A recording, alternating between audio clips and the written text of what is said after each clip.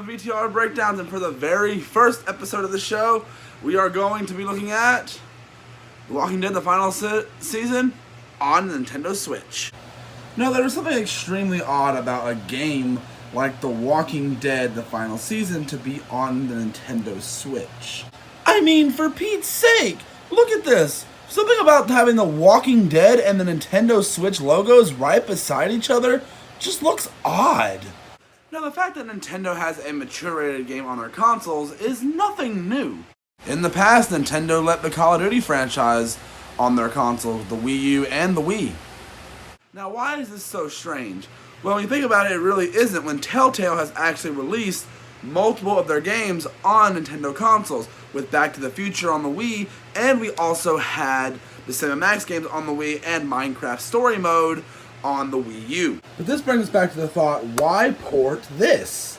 Why bring over The Walking Dead to the Switch? Well, it actually kind of makes sense. Like I said before, Nintendo has put mature games on their consoles, starting with the Wii, only putting a few titles in there, but it started to be more experimental when the Wii U came out, and now at the Switch, a bunch of the major titles that get released on PS4 and Xbox One also get released on the Switch. Now, what does that mean for The Walking Dead? Well, this is one of the most popular gaming franchises out there. I don't care what anyone says, it was done so well, and for Pete's sake, this game specifically went through development heck trying to get made and finished because of the shutdown of Telltale just a little while before. Now, is there anything special about playing it on the Switch than rather playing it on PC or any other console? Now, let's get the obvious out of the way. You can take this game wherever you go if you have it on Switch, just like you can with any other game. But is there anything special about taking this game on the go? Well, it does feel kind of strange to play this game on a handheld mode, but something about playing this game on a television is much better in my opinion because you experience it with a bigger screen and you're able to take in the story much better in my opinion. Now, granted, I did play the first 3 episodes in handheld mode just to see how much of a different experience this game was. And yes, it's still enjoyable, but there's something taken out of the experience when you're holding the console in your hands instead of looking at a TV. The experience isn't as enjoyable as playing on a television. Now, still keeping with talking about how it works in handheld mode, how does it look?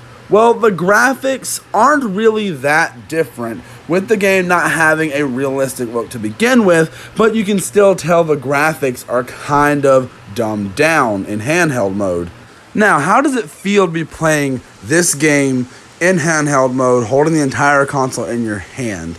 It's actually surprisingly nice. Like, if you've ever played the Switch before, you know it's fun and you can enjoy playing this game in handheld mode if you're comfortable with that. The way it feels doesn't feel uncomfortable to be playing a game like this. Yes, it feels very strange to be playing this game in handheld mode, but it is also still feels comfortable. It's not strained. The controls aren't off. It's still very interesting and controls very similar to the other console versions such as PS4. Now, just to backtrack with the visuals, comparing it to, say, the PS4, it does look a lot nicer on PS4. The colors look nicer and the colors pop out a lot more than they do in the Switch version. But to the untrained eye, you're not really going to notice it. But images are a lot more sharper in the PS4 version, but the Switch is still a good alternative to play the game. It just doesn't look as pretty as it does on a PS4. Because, one, the PS4 is a more powerful console than the Nintendo Switch itself. And the graphics on Switch look pretty much the same either when you're looking on the handheld mode or on the television itself. And you can kind of see a smidge bit of difference, but nothing really different if you're playing it in handheld mode or on television. Now, here's the funny thing. There's actually one part of the game where you first meet up with the group and you have to fight these walkers and set off traps. For some reason, this part of the game was a little more difficult than it was on PS4. I don't know if it was because of the controls or what, but this was really different compared to how it felt playing on PS4. It was possibly the controls, or maybe just for me not playing in a while, but I think it was the controls that has made it feel weirder. And this is not the only part in the game where I got a little more stuck than I have in the past on PS4, and it was just a little confusing, like, wow, that's a little more difficult here, and I'm just gonna guess it's from the controls, and I died a few times through it, and just, it confused me, but it wasn't a big deal. It didn't ruin the experience of the game for me or anything like that. Now, one thing I will say about playing this on the Switch compared to the PS4 is that the fact that holding the Switch for this type of game for a long extended period of time just feels a little off to me. It's for a game like this where it's very story driven and you want to sit and play for long periods of time, I prefer to hold a PS4 controller because it just feels more comfortable in the hands. And obviously an easy solution to that would be a Pro Controller, which would be great, but I don't have a Pro Controller. I'm going based off my experience of playing this game. And just playing with in handheld mode like that for a long period of time just didn't feel comfortable to me with this game. Now, we have talked quite a bit about this in handheld mode, but we really haven't talked about it really in docked mode. So, what's a little bit different there than what you could compare to it being in handheld mode? Is there much differences? Is there little differences? Well, now playing this game in docked mode enjoyably just depends on a multitude of factors. What controller you're using and how long you're playing. Now for me, I only played episode 4 in one sitting all the way through with Joy-Cons. Not one individual Joy-Con, because you can't use one individual Joy-Con. You have to use both, and I don't have a connector to put both the Joy-Cons together and use them as one controller.